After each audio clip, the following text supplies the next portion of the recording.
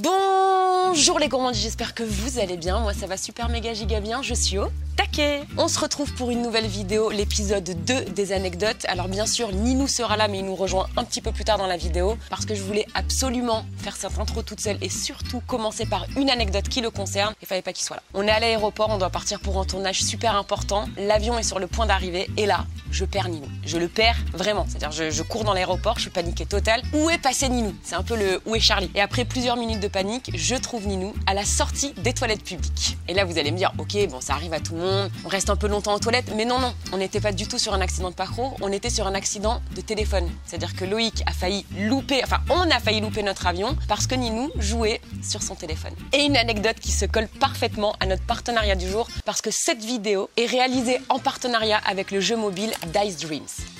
Cet accent est fou. Et donc Dice Dreams, c'est un jeu familial qui a très rapidement su atteindre la première place des classements de jeux mobiles dans le monde entier. C'est pas rien. Pour te donner une idée, l'application a déjà été téléchargée plus de 10 millions de fois. En bref, on est sur un jeu compétitif, tu vas faire rouler un dé pour déterminer les actions que tu vas faire contre tes ennemis. C'est un jeu hyper facile avec des graphiques hyper sophistiqués. Il y a une vraie communauté sociale et une connexion personnelle. L'équipe Dice Dreams est là pour t'écouter et améliorer ton expérience de jeu. Donc à ton tour de prendre part au voyage, tu as le lien pour télécharger le jeu juste en dessous en description et tu pourras ainsi jouer avec tes amis ou tes ennemis. Sur ce, je vais rejoindre Ninou et on passe aux anecdotes. Bonjour les gourmandises, on espère que vous allez bien. Nous ça va super méga giga bien. On est au taquet. On est très au taquet dans le lit. Avant de lancer la caméra, Loïc a bâillé une bonne 50aine de fois. J'ai les paupières lourdes et on commence la vidéo. Les parents, tu sais, dès qu'ils peuvent récupérer 10 minutes de sommeil, on récupère. Non, on s'est dit qu'on voulait être en mode chill pour cette vidéo, mais je vous avoue que moi, c'est très compliqué d'être dans le lit et de pas bâiller en vrai. Tu parles même au ralenti en vrai. Ouais, non mais bon. Non, ce qu'on s'est dit, c'est que souvent, on se raconte nos anecdotes, nous les premiers, dans le lit quand on n'arrive pas à dormir. Et donc on s'est dit que le contexte pouvait être assez sympa pour faire ce nouvel épisode de nos pires anecdotes. Première anecdote qui est très récente. En vrai, je sais pas si je vais l'assumer, mais je l'assume. Elle est extrêmement récente, elle date d'il y a une semaine en réalité. Alors pour vous mettre dans le contexte, j'ai organisé l'anniversaire de Loïc, donc la semaine dernière, grosse fête avec tous nos amis, quelque chose que j'ai préparé pendant 6 mois avec plein de merveilleuses surprises pour mon prochain anniversaire. Bon bref, sacré événement, on a passé une très bonne soirée en sachant que donc depuis la naissance d'Eden, même depuis la grossesse d'Eden, moi je n'avais plus fait de fête depuis en vrai au moins 3 ans. Donc quand je parle de fête, je parle bien sûr avec modération de un peu de consommation d'alcool. Voilà, et en sachant que j'ai été quand même relativement très raisonnable. Ouais. Vous allez comprendre le pourquoi du comment. Donc la soirée se passe, on fait la fête. Personnellement, je me suis couchée à 6h du matin, chose qui ne m'est plus arrivée depuis au moins 20 ans. 20 ans.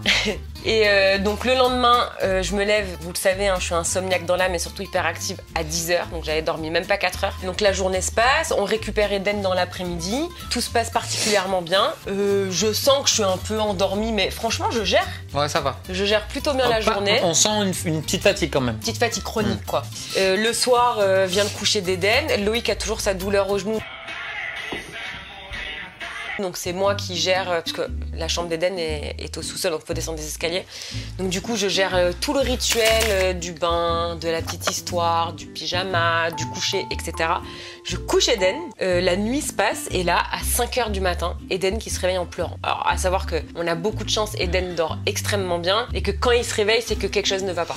Il a faim, il a mal aux dents, il est malade, il y a un truc. Donc là je sens que déjà à 5h du matin, je sens la fatigue cumulée de la fête de la veille. Donc je me lève un peu tête dans les fesses et tout, je vais voir Eden, je le prends, il se calme, je le recouche, il se rendort. Je dis bon, fausse alerte, il a dû se réveiller. Un quart d'heure plus tard, il se réveille. Et là, je me réveille un peu plus du coup. Mais il va la fermer sa gueule! Du coup, je vais voir Eden, je le reprends dans mes bras et là, je sens que sa grenouillère est absolument trempée. Mais vraiment trempée, tu les sors le truc. Je dis putain, mais il m'a fait un pipi... de l'autre monde. De l'espace. Il m'a fait un pipi de l'espace quoi. Du coup, 5h30 du mat, t'allumes toutes les lumières, tu lui enlèves la gigoteuse, le pyjama, le bidule. Et quand j'enlève le body, vraiment, je suis restée 30 secondes, c'est très long, mais comme ça, pour me dire oh, j'ai oublié de lui mettre la couche. Mais en plus, c'est bizarre d'oublier quand même. Ça veut dire que la veille, je l'ai couché sans couche. En plus, on a un rituel le soir. Oui, mais le fait que je sois pas là, je pense que ça a changé. Ça fait un mois, t'es plus là pour le coucher avec ton genou. Maintenant, ça y est. Oui, non mais ça faisait un mois que t'étais plus là, donc pendant un mois, il a eu la couche.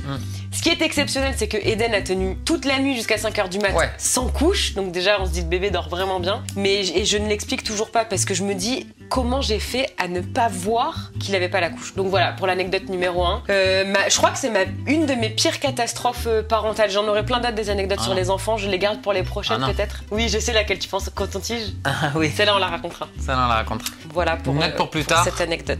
Il faut assumer les lendemains de fête. Moi, j'ai décidé de vous raconter 3 anecdotes, mais un peu punchy. On va commencer par la première. On est invité à une soirée avec beaucoup de guests. Et nous, on n'est pas du tout habitués à ce genre d'événement avec Rox. Et en fait, on apprend que mon Ninou a remporté les W9 d'or. Ah oui.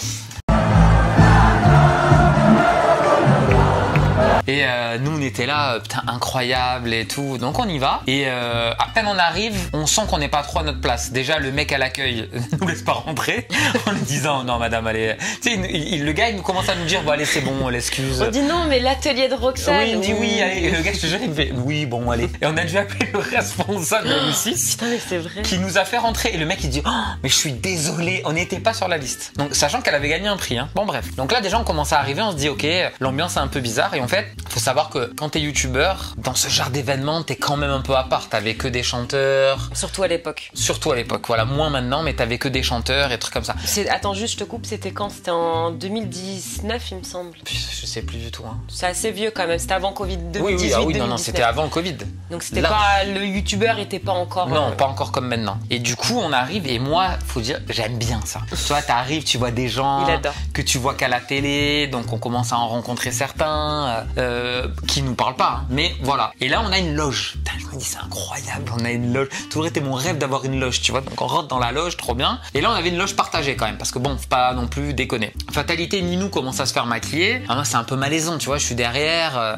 Donc je vais dans le couloir. Et là, un gars d'M6 commence à venir me parler, super sympa. Là, de là, se greffe une deuxième personne. Et le mec nous dit, bah venez dans notre loge. Donc on rentre dans la loge et là, la loge est bondée, ok. Mais je connais franchement pas grand monde. Je me souviens juste qu'il y a le chanteur Claudio Capeo. Et donc Claudio Capeo sort. Et là tout le monde me dit ouais là t'es avec une team d'un chanteur et tout. Mais on me dit pas le chanteur. Je parle avec donc le dirigeant d'M6, un manager que je ne connais pas mais super sympa. Et là un gars vient et se greffe à la discussion. Hyper sympa, mais vraiment. On rigole. Ça dure... faut savoir que je suis très sociable. Ça dure longtemps parce que moi je m'en souviens que je finis le maquillage et je te cherche de partout. Exactement. Ouais. Et je suis très sociable. Donc du coup le gars je le taquine, je rigole. Il me fait une blague, je l'attaque, je lui fais une blague. Mais le gars, vraiment, c'est mon poteau, quoi. Hein, ok. Et là, j'entends Gims, on y va. Et là, le mec, il met ses lunettes et il part. Et là, un malaise m'envahit. Le malaise m'envahit. Je me dis, en vrai, je vois pas pourquoi j'étais mal à l'aise, mais c'est juste que je me suis dit. Mais parce que t'avais fait des blagues. J'ai fait vraiment des blagues de bof, mais qui l'a beaucoup fait rire. Il vient voir, je m'en souviens de ta tête où tu me dis, bébé, je te jure, j'ai vu Gims. Et moi, je te dis, bah oui, il est là. Non, mais je l'ai vu sans lunettes et je lui ai fait des blagues pourries. Oui, parce que moi, je l'avais jamais vu. Je savais pas à quoi il ressemblait sans lunettes. Et c'est très rare. Mais en fait, vu qu'il était, du coup, dans sa loge, le gars m'a fait rentrer. En fait, le gars, il a commencé à parler avec moi. Mais vraiment, je vous dirai pas les blagues, hein, mais c'était vraiment nul. Oui, mais lui, il rigolait, on s'est taquiné. Il me dit, allez, bonne soirée, mec. Après, et tout. Quand t'as vu la grosse pancarte loge Maître Gims, tu t'es peut-être dit, ah. Alors, la porte était ouverte quand je suis rentré. Mais du coup, bon, j'étais content parce que je me suis dit, ok, le gars est cool et tout. Mais quand même, il a dû me prendre pour un... Mais non, mais pourquoi en vrai? Mais en vrai, c'est ça que j'aime, c'est que heureusement, il y a une partie des gens connus qui sont absolument normaux et qui justement... Enfin, moi, je vois pas ce qu'il y a de dérangeant et c'est ce que je t'ai dessus dit. Je t'ai dit, ouais, mais c'est vrai, c'est un mec comme tout le monde en fait. Oui, mais parce que t'étais pas là pour les blagues. Oui, non, mais je me doute. Je me doute du niveau mais du coup, c'était très intéressant, mais je me dis après coup, est-ce que s'il avait eu ses lunettes et que j'aurais capté que c'était lui, c'est ça. Est-ce que j'aurais été naturel? Franchement, je pense pas. Non, c'est ça qui est triste aussi pour ces gens-là qui atteignent une si grande notoriété. En plus, je me souviens qu'il m'avait même dit, ah, mais tu vas faire un sketch sur scène? Et là, j'avais regardé le gars d'M6, je fais franchement, je pourrais y aller, quoi. J'y vais, laissez-moi faire un sketch. C'est aussi qu'on se dit qu'en vrai, les lunettes, comme quoi, ça cache vraiment ton identité en vrai. Grosses lunettes. Surtout que lui, il a vraiment des grosses lunettes, quoi. Bonne anecdote, mon chat. On passe pour ma part à l'anecdote numéro 2. C'est quoi déjà? On est en 2014. C'était un peu avant le meilleur pâtissier, avant mon changement de vie professionnelle. J'étais encore auxiliaire de puère en maternité. Donc je m'occupais des mamans qui venaient d'accoucher, des bébés à la naissance, des accouchements, etc. Donc j'étais en stage à la maternité. Et donc du coup, c'est vrai que très vite le service m'a fait confiance. D'ailleurs, c'est le service dans lequel j'ai travaillé par la suite. Et m'ont attribué très vite des tâches comme surveiller le service, quand il y avait une sonnette d'alarme qui se déclenchait, aller voir ce qui se passait, savoir le nécessaire, etc. Bref, cette semaine-là, pendant mon stage, il y avait une maman qui était hospitalisée, qui était enceinte, il me semble, de 6 ou 7 mois et qui avait un gros risque d'accouchement prématuré. Du coup, elle était alitée à 100%. Alitée à 100%, ça veut dire qu'elle ne peut se lever sous aucun prétexte, même pas pour faire pipi, même pas pour faire caca, même pas pour faire la douche, c'est tout dans le lit. D'ailleurs, s'il y a des femmes enceintes qui vivent cette situation actuellement ou d'autres personnes selon les pathologies, vraiment force à vous parce qu'en ayant travaillé dans le milieu et l'ayant vécu de près, l'alitement c'est très lourd et très compliqué. Et je parle vraiment de l'alitement sévère où tu peux pas bouger. C'est très compliqué. Et donc du coup, je sympathise vraiment au fur et à mesure des jours avec cette maman, on discute beaucoup et voilà, je l'accompagne dans cette étape de vie assez compliquée parce qu'il fallait qu'elle reste encore couchée, il me semble 2 mois. 2 mois c'est très long. Et donc du coup, un jour je prends mon service et la chambre de la maman sonne. Vous savez, quand vous appuyez sur le petit bouton rouge là quand vous êtes à l'hôpital. Donc je vais la voir et en fait quand je rentre dans sa chambre, sur le lit d'hôpital, vous savez, t'as les trucs là pour te tenir. Elle est comme ça sur son lit et elle fait ça pousse. Là je me dis, Roxane, ton heure de gloire est arrivée. Dans les chambres, il y a un bouton d'alarme, t'appuies dessus et en fait ça déclenche tout le service pédiatrique, gynécologique, enfin le service d'urgence vient, t'as la sage-femme, le truc, le bidule, tu te dis c'est très grave. Tout le monde quoi. Donc là, Roxane, petite stagiaire, prends ses responsabilités. Mais j'étais fière. Après, tu vois, quand je l'ai fait sur le bouton, je fais là, je suis quelqu'un de bien. Tout le monde rentre dans la chambre. La sage-femme, elle arrive. Il me semble que c'était Pascal, la sage-femme à l'époque. Et ils me disent Roxane, qu'est-ce qui se passe? Et la femme est encore là, mais je sens qu'elle ne me dit rien. Elle voit que j'appuie sur le bouton. Moi, après, je me dis, elle sait pas à quoi sert ce bouton. Mais je vois que quand elle voit tout le monde arriver, tu sais, elle est un peu surprise. Donc moi, je lui dis, vous inquiétez pas. Et donc, la sage-femme demande à la patiente, qu'est-ce qui se passe? Et là, elle regarde la sage-femme, elle dit, le bassin, j'ai envie de faire caca. Ouais, elle va la parce qu'elle était pas en train d'accoucher en fait. C'est juste qu'elle avait déjà demandé le bassin 3 fois et que dans le service le bassin n'avait pas été emmené et qu'en fait elle était littéralement en train de se faire caca dessus quoi. Mais après honnêtement, t'es comme ça, t'es en accouchement prématuré risqué, tu me dis ça pousse, le cerveau il fait qu'un tour quoi. Ça a été horrible. Franchement, je me suis sentie. En vrai, il vaut mieux prévenir que guérir. Que pas assez. C'est vrai. Donc bon. Mais j'ai quand même vécu la scène de quand je sors de la chambre, j'avais presque dans ma tête une haie d'honneur. Bah tu l'avais mais pour souder ta gueule. Oui c'est ça, non tu sais le ironique quoi. Et du coup ça t'a suivi? Du coup ça m'a... Non mais en vrai pas tant que ça. Pas tant que ça, je pense qu'ils avaient pire comme anecdote. Non ça va. Ah oui je pense qu'ils t'en ont des belles. Voilà. Elle était pas mal ça là mon chat. Le jour où tu me l'avais raconté t'étais cela dit beaucoup moins souriante que maintenant. Non, je pleurais presque. Non t'étais pas bien, je m'en souviens. Mais surtout que j'avais peur que du coup je ne puisse pas y travailler plus tard à cause de ça. Tu sais quand je pose le CV, celle qui avait déclenché une alarme pour une femme qui voulait faire caca. Elle avait son dossier à l'hôpital avec tout noté. Moi pour la deuxième, je vais partir à la Video City. Toi, t'es dans des anecdotes critiques, je sens. Non, alors, par contre, je le dis juste, il n'y aura aucun nom. Oui, puisque le but, c'est pas de faire des histoires. Enfin, on n'a jamais été comme ça, vous savez. Mais quand même, donc on est invité à la Video City, et pareil, voilà, petit youtubeur, à l'époque, pas du tout confiance en nous, toujours pas, hein. Mais en vrai, toujours pas, c'est vrai qu'on a toujours ce syndrome de l'imposteur. On arrive à cet événement-là, en fait, on fait déjà une pré-soirée le soir d'avant, où tu sens l'ambiance quand même très bizarre. Je m'attendais pas du tout à ça. Je me rappelle d'un mec, un youtubeur très connu à l'époque, qui était à côté de moi et qui me regarde et me fait ouais tu mets la sacoche. Mais tu sais comme les sketchs. Et pour vous plaire mesdemoiselles, ce soir on se mit sur nos 29. 31 ma gueule. Et là je le regarde et je lui dis pardon excuse-moi. Moi j'étais trop mal à l'aise. Il me dit ah, c'est une Gucci, c'est une vraie. Non c'était une Louis Vuitton. Une Louis Vuitton c'est une vraie. Alors que enfin. Oui mais après alors excuse-moi je te coupe la parole mais c'était les débuts YouTube. Bah quand même. Non mais c'était les tout débuts et surtout je trouve que c'était les débuts de gloire rapide et c'était des très jeunes et malheureusement et c'est encore le cas aujourd'hui quand tu connais le succès très très jeune t'as 2 écoles, t'as ceux qui vont mesurer ça, qui vont kiffer, qui vont faire kiffer tout le monde et malheureusement t'as ceux à qui ça ne réussit pas dans le sens où c'est trop facile. Enfin, alors, entre guillemets, je suis d'accord, oui et non, parce que je peux te donner des noms. C'est ce que je te dis. En positif, de gens qu'on a rencontrés qui explosaient. Oui. Par exemple, Lena Situation, quand on l'a rencontrée au Royaume du Web, la meuf, un bonbon, quoi. Parfait, incroyable. Oui, heureusement, c'est une minorité. Mais... Incroyablement gentil. Cette soirée se passe et là, déjà, je commence à me dire, waouh, le monde que tu imaginais de YouTube, là, sur la première soirée, on en est loin. On a passé la soirée avec une personne. Le lendemain, on arrive à la Video City. Franchement, je vous avoue, j'étais stressé de fou. Je me dis, est-ce qu'on va avoir du monde? Parce que la Video City, c'est un endroit où on faisait notre première dédicace. Meetup, exactement. Il faut savoir qu'à cette Video City, déjà, quand t'arrives, t'as les Golden dédicaces, je me souviens plus comment ça s'appelait. Ouais. En gros, t'avais les... Et nous, on était dans les dédicaces pour les pauvres. Voilà, où on avait pas de vigile, on avait rien, mais c'est pas grave. Bon oui, nous, on s'en fout. Et on arrive, et là, moi, je me rappelle que je dis à une fille, je dis, ah, mais pourquoi il y a des dédicaces là-bas? Mais non, mais ça, c'est pour les gens connus. Ok, donc là, je me dis, ok, déjà, on est dans une ambiance un peu chelou. Moi, j'étais là, je me dis, moi, je veux voir les stars de YouTube, tu vois. Et sauf qu'en fait, à l'époque, ces stars de YouTube, ils étaient chez Webedia. Et il faut savoir qu'on avait un salon où il y avait tous les YouTubeurs, et t'avais un salon que Webedia, où ils avaient à boire, à manger. Nous, on n'avait rien. Mais surtout, ils étaient que entre eux. Ça veut dire qu'en gros, les gros youtubeurs... Ouais, ils peuvent pas côtoyer les petits. Voilà, ils nous côtoyaient pas. Ils restaient entre eux. Déjà, ça m'avait beaucoup déçu. Mais je me dis, bon, c'est vrai que les gars, c'est des stars. Ok, personne nous calcule. Mais quand je te dis personne, c'est personne. Il y en a un seul qui est venu nous dire bonjour. Et il nous a parlé. À l'époque, c'était Thibaut InShape. Vraiment, personne nous dit bonjour. Même les personnes qui étaient restées avec nous la soirée d'avant. On est persona non grata. Et là, on va sur notre première dédicace. Et fatalité, on a beaucoup de monde. Mais vraiment, je sais pas si tu t'en souviens. Ouais, pour nous, c'était ouf parce qu'il y avait vraiment du monde. C'est les images qu'on a utilisées pour la vidéo du million. Exactement, tout à fait, t'as raison. Et la dédicace dure, je crois, 2 heures, un truc comme ça. Là, les gens ont commencé à nous parler bizarre. Et là, on retourne dans le hall. Et là, les gens viennent nous voir. Ah là là, mais j'adore ce que tu fais. Et j'étais là, je me dis, mais sérieusement, alors qu'il y a 2 minutes, t'étais à côté de toi, je te disais bonjour, tu fais quoi? Tu me tournes la tête, tu me parles pas.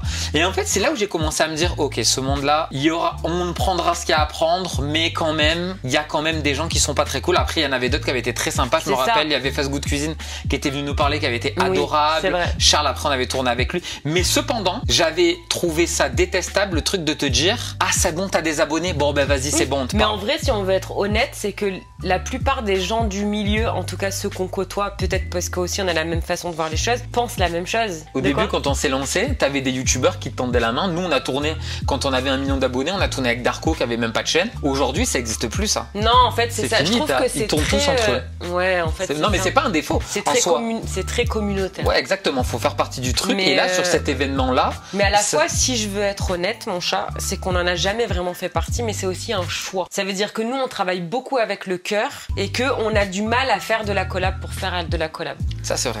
Et que y a souvent peut-être des petites actions qui sont faites qui leur semblent anodines aux gens qu'on contacte, mais qui pour nous, en fait, ça va directement être un frein de se dire, en fait, déjà, je vais pas te courir après pour tourner avec toi. Enfin, c'est pas du tout dans nos valeurs. C'est pas parce que, allez, on va dire, t'as 10 millions d'abonnés et que j'en ai 4, ou inversement, même j'en ai 10, t'en as 500. Enfin, le respect, pour moi, il se mesure pas en nombre d'abonnés, en nombre de likes. Mais quoi. Attends, parce que là, tu parles d'une collab en termes de vidéo. Moi, je te parle même de respect tout court, un bonjour. Parce que là, oui, mais ça, il faut en garder, parce que ça, là, on part sur un panel d'anecdotes. On en a plein des anecdotes sur ça. Et malheureusement, c'est le cas, mais comme dans n'importe quel boulot où t'aurais des anecdotes sur ton collègue de travail. Heureusement, il faut aussi finir sur ça, c'est qu'on a fait des merveilleuses rencontres grâce au réseau. Elle aime pas. Non, mais parce que c'est important de le dire, on va pas casser le milieu alors qu'on en fait partie. Alors oui, il y a des gens qui sont totalement l'inverse dans la vraie vie de ce qu'ils sont sur les réseaux, ça c'est une réalité. Et je citerai pas de nom parce que après chacun se fait son propre opinion. Mais il y a aussi des gens qui sont par exemple, on a rencontré Sissi MUA il y a pas longtemps. C'est la même, c'est-à-dire que vraiment, t'as pas de mauvaise surprise de te dire ils sont chiants quand même, ils sont chiants. Oui, ils sont trop beaux. Non, ils sont trop beaux, c'est chiant. Mais voilà, c'est des personnes comme ça, comme Lena Situation, 12 février. Faut pas me l'avoir. Non, mais ce que je veux. Contrôle pas. En fait, dans ce milieu, je suis d'accord avec Rox. Il y a des gens fabuleux. Je dis pas que les autres sont mauvais, pas du tout. Je dis juste que voilà, nous on n'a pas l'habitude de voir les choses comme ça. En fait, faut savoir que quand t'as peu d'abonnés, t'es moins respecté parce que t'as peu d'abonnés. Mais quand t'en as plus, t'es pas super respecté parce que tu fais peur du coup. Donc c'est un milieu qui est un peu bizarre. Du moins la Video City, ça m'avait énormément marqué parce que moi j'étais arrivé en mode franchement, moi j'étais venu pour faire des photos. Je dis la vérité. Oui, mais même pas que. C'était se dire putain, c'était ouf quoi. Non, c'était ouf, c'est vrai. Donc en vrai, la fin de l'anecdote, c'est ça, c'est la déception. La grosse déception. Je me dis le karma s'occupera d'eux, tu vois. Anecdote numéro 3 pour ma part. Nous sommes en 2018. On renouvelle nos vœux de mariage avec Loïc. D'ailleurs, qu'on renouvelle prochainement. En fait, on fait un peu comme un anniversaire de mariage. On a dit tous les 5 ans. Voilà, c'est ce que je dis. Et en fait, quelques semaines avant donc, le mariage, on a les préparatifs. On avait loué en fait une bastide et la personne qui est en charge de la location du monument, quoi, était absolument au taquet. Il voulait nous régaler, nous faire plaisir, nanana. Et pour le coup, franchement, non, il avait pas bien bossé du tout. J'allais lui faire des éloges, mais il avait fait plein de merde en fait à la fin et tout. Bon bref, c'est pas le but. Mais donc ce mec-là, on prépare l'organisation. Moi, je suis, vous le savez, un TDAH, donc du coup tout était heure par heure, nanana. Et je lui dis, moi, je veux qu'il y ait rien, il y ait aucune place à l'improviste, quoi. Je veux vraiment être sûr que rien ne se passe mal. À l'imprévu. À l'imprévu. À l'imprévu. À l'improviste, c'est pas ça. Mais vas-y. Et donc du coup, il me dit, ok, alors vous inquiétez pas, tout sera nickel. Juste, laissez-moi vous faire une surprise en fin de soirée après le repas. Et moi, carrément, et franchement, j'ai avec plaisir et tout. Sachez que vraiment, c'est une surprise qu'on n'offre pas à tout le monde, mais ça va faire carton plein auprès de vos invités. Émotion garantie. Et là, moi, dans ma tête, c'était ok, il nous offre un feu d'artifice, quoi. Putain, je dis, le mec, il est royal. Bref, je pensais, enfin, on pensait vraiment que c'était un feu d'artifice. Ah oui, c'est sûr que c'est ça, moi. En fait, on avait beau réfléchir, je dis, bon, qu'est-ce que c'est Enfin, à part le feu d'artifice, je voyais pas. Donc, la soirée de mariage se passe, et en vrai, j'oublie complètement qu'il y avait une surprise. Enfin, j'y pensais plus du tout. Il est peut-être 23h, parce qu'il fait déjà bien nuit, 22h, 23h. Et là, le monsieur en question vient nous chercher. Je m'en souviens, on est à table, et il nous dit, c'est l'heure de la surprise. Il faut aller au balcon. Il y avait un grand balcon qui donnait sur une piscine en contrebas. Et donc là, nous, Loïc et moi, on va au balcon, tous les invités viennent, et franchement, toi et moi, on regarde vers le ciel, quoi. Et là, il y a une musique qui se lance, genre Black Eyed Peas, le truc vraiment ta-da-da-da-da, plein de lumière. Et là, on voit les lumières qui allument la piscine, et on voit des femmes quasiment nues, dans des bulles, qui font des trucs acrobatiques dans des bulles transparentes sur la piscine. Et je me souviens d'une image où je tourne ma tête et je vois mon père comme ça. Qui mate les meufs dans la piscine. Les enfants, ils étaient... Il y avait des enfants, genre... Ils étaient tous comme ça. Il y avait des gosses de 3 ans qui étaient... Et je me dis, mais à quel moment, quand t'es organisateur de mariage, tu te dis, je vais faire comme cadeau aux mariés des femmes... Enfin, c'est vraiment un spectacle...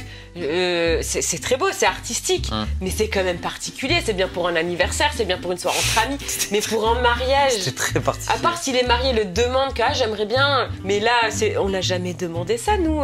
Enfin, il y avait les grands-parents, les parents, les enfants, les petits-enfants, les... Mais je me rappelle que la surprise a duré longtemps. Non, c'était trop long. Moi, j'étais hyper gênée. Oh là là. Et en fait, ce qui était gênant, c'était que tous les invités nous regardaient, ils faisaient en mode c'est sympa, quoi. Alors, les femmes, moins, bizarrement. Non, les femmes, elles ont pas aimé. Il y avait certaines un peu peut-être jalouses qui étaient plus en mode Rox, mais qu'est-ce que t'as fait là?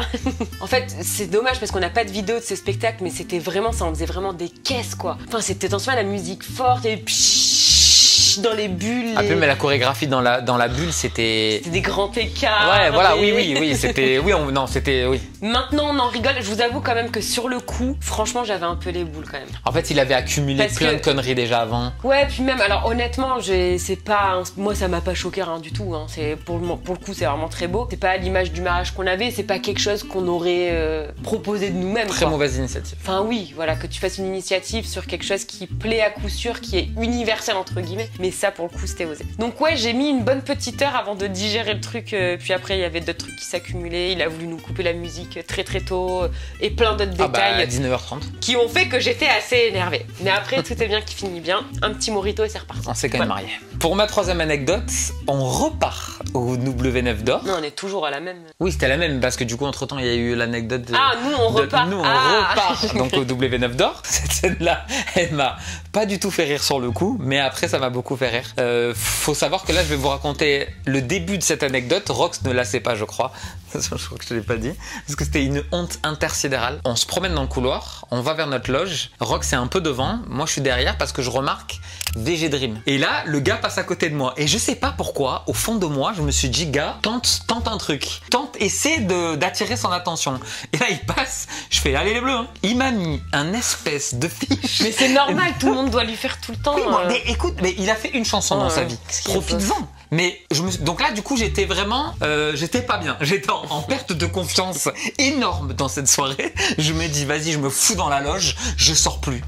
Donc là, on est dans un long couloir qui emmène vers notre loge et on voit arriver un groupe de personnes qui arrivent en face de nous. Donc on voit qu'il y a, je pense qu'il y a 1 ou 2 gardes du corps et une personnalité qui arrive. Et là, Ninou, faut savoir qu'elle est souvent quand même un peu tête en l'air. Donc elle est au milieu de ce couloir et en fait, moi je me dis dans ma tête, elle va se mettre sur le côté, elle va se mettre sur le côté. Et là, Roxane ne se pousse pas, elle reste au milieu. Et donc là, tu sais qu'il va forcément y avoir confrontation. Percutation avec le guest qui arrive en face. Et ce qui devait arriver arriva. La personne en face... Oui, parce que du coup, la personne en face ne regarde pas non plus. Alors, si elle est regardée. Oui, c'est vrai. Elle est regardée. Elle percute Roxane.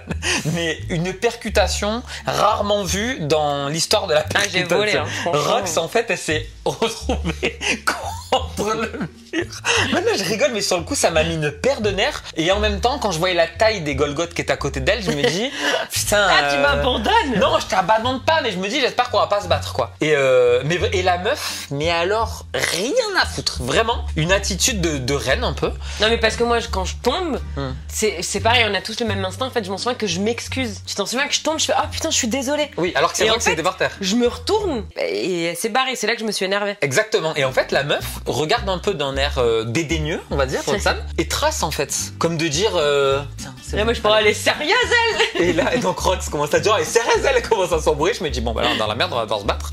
Et là, il y a son manager, je crois, hein, c'est ça? Non, je crois que c'était un vigile, parce que c'est lui qui était gentil, qui est venu me voir. Ok, je me souviens plus trop exactement la phrase qu'il dit. Moi, je m'en rappelle. Tu t'en rappelles, toi? Et il dit, en fait, il me relève parce que je suis quasiment par terre. Il me dit, ah là là, je suis désolée. Et je lui dis, bah, c'est pas à toi d'être désolée. Enfin, je lui dis juste la moindre des politesses, c'est qu'elle s'excuse. Et il me regarde, il me fait, non, mais Aya Nakamura, c'est pas du genre à s'excuser. Et là, donc, elle vient de me spoiler. La personne, en vrai, pour le vrai, j'ai pas capté que c'était elle, moi. PTDR, t'es qui? Mais je me dis quand même, quoi, cette attitude ce soir-là. Après, il y en a eu, on va toujours compenser, il y en a eu des extraordinaires ce soir-là. Il y avait Sopra, il y en avait des très bien. Mais là, ce moment-là, je me dis, à quel moment t'as cette attitude? Mais vraiment, c'était, les gars, on était sur un plaquage de rugby, très clairement, tu vois. Et je me suis fait plaquer par Aya Nakamura. C'est ça, plaqué par Aya Nakamura. C'est classe quand même. Et mais c'est vrai que c'est à ce moment-là où avec Rox, je vais pas vous mentir, on s'est foutu dans la loge. Moi, je trouve ce qui est dommage, c'est pas parce que t'es grand dans le game, entre guillemets, que tu dois snobber les plus petits, toujours entre guillemets, parce qu'en fait, avant d'être grand, t'as été petite, quoi. Peu importe les événements dans lesquels on va. Enfin, moi, je me sens toujours petite, je me suis jamais sentie grande, je me suis d'ailleurs jamais sentie personne, et je vais pas parler aux gens en fonction de ce qu'ils sont, en fonction de ce qu'ils font. Et d'ailleurs, nos plus belles rencontres, c'est en ignorant qui étaient les personnes, en fait. Et des fois, on s'est rendu compte que c'était des personnes hyper connues, et en fait, bah, on s'en fout royalement. Enfin, le statut ne fait pas fait pas de toi une bonne ou une mauvaise personne. Sur cette soirée-là, moi, j'ai pris conscience que pour évoluer au niveau de la hiérarchie du game, il faudrait lécher des fesses, quoi. Certifié. Nous, on nous a parlé dans cette soirée à partir du moment où Soprano est arrivé. Et qu'il est arrivé, il nous a serré dans les bras, gros câlin. Ouais, mais tu vois, c'est triste. Et c'est triste parce qu'à partir de ce moment-là, on est venu nous parler. Ça change pas les personnes qu'on est juste parce que Soprano. Non, mais tu vois, par quoi. exemple, Soprano, c'est une méga giga star. Et ben, il a été incroyable. Et d'ailleurs, cette soirée. Non, mais je me souviens, exactement. Big Flo Oli, incroyablement gentil. Norbert. Enfin, et plein d'autres. Mais cette scène-là, moi, m'a beaucoup marqué. Parce que sur le coup, on était énervés de fou. Et puis après, dans la voiture, on partir, on rigolait parce que j'étais là, je disais, putain, mais Ninou, t'as fait un vol plané. Mais j'aurais tellement dû filmer cette scène. Au ralenti, ça faisait comme ça, ça faisait. Mais après, quand tu percutes quelqu'un, il y a toujours un responsable, en vrai. Ton seul défaut, c'est de pas avoir fait les contrôles rétro, peut-être. Ouais, c'est vrai. Voilà. C'est vrai, je suis peut-être un peu coupable. Mais là, Aya Nakamura, elle a un peu joué en mode, t'es sur une route à une voie, t'arrives en face de quelqu'un, t'es en Twingo, elle a un Hummer. Voilà, ouais, c'était un peu ça. Et elle se dit, ah, c'est bon, j'y vais. C'était un peu ça. On espère que toutes ces petites anecdotes vous ont plu. En vrai, en les racontant, on se rend compte qu'il y en a plein d'autres qui peuvent arriver. Est-ce que vous voulez un épisode 3? Dites-le nous dans les commentaires. Et bah écoutez, on se retrouve très très bientôt, ici, ailleurs, sur Instagram, sur Snapchat, sur TikTok, où vous voulez. On vous embrasse très très fort. Ciao!